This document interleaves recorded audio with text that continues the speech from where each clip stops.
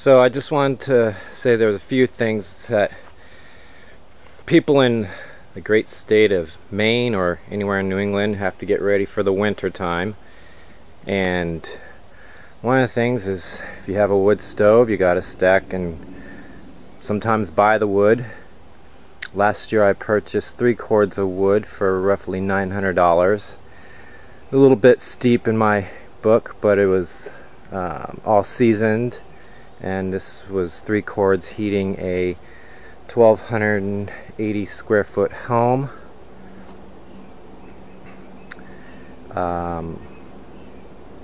With a wood stove that was manufactured in the 80s, but it's still running strong and doing good. But one of the things I wanted to point out is, when you're buying wood and you're asking for 16 to 18 foot lengths, make sure you're getting that, because when I purchased the wood, this is from my parents, this lot is from my parents' home, and I had specifically cut down to 16, 17 inches just to properly fit in the wood stove and to make it easier on my wife to get into the wood stove without having to, vertically stack the stuff. So make sure you're getting what you paid for.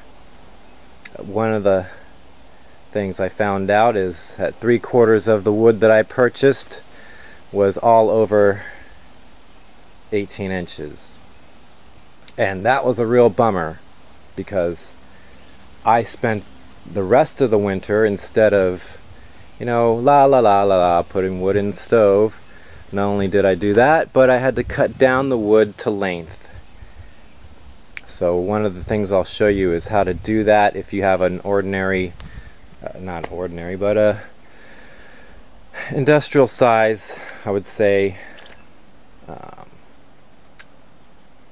vise and a chainsaw. You can use a 16-inch cut on that if you want, but you can cut it any way you want. You can cut it vertically, you can cut it horizontally. So what I would do is take there's not much left because I had spent all day doing it, but there's very large pieces of wood that needed to be cut down for the stove. So I ended up taking the wheelbarrow and moving that stuff into the barn. If you have a garage, it's still the same. It's got to get sawdust everywhere, cover as much as possible, and see you in a second.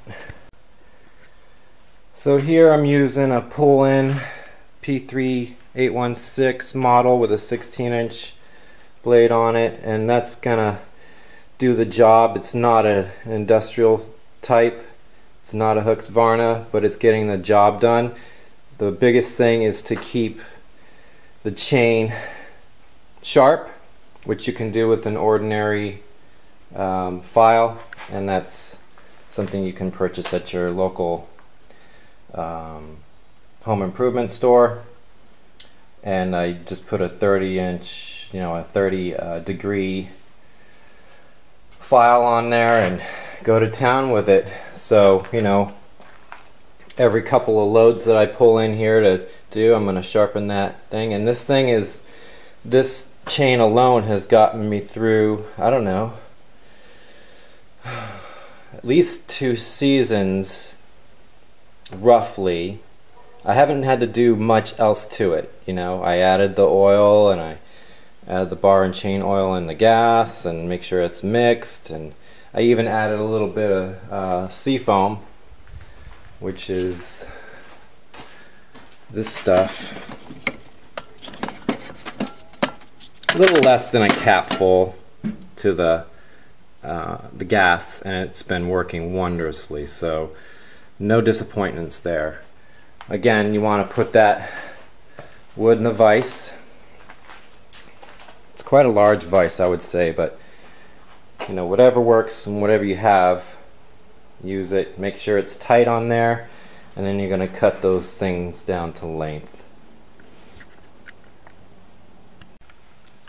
Again, before we get started, I just want to stress that you need a mask Ear protection is the definite must, and gloves. Just use some old work gloves or whatever. You know, the cheapest way to get out of this is fine. Just be safe about it. Make sure your wood is tight in that vise. I said wood and vise. You have plenty of water. It's 90 degrees out today. I'm having some protection with the barn over my head, providing some shade, but it is hot, so make sure you have that water, and keeping gas and oil in the saw ready to go. I'm gonna get started, and I'll show you what's going on.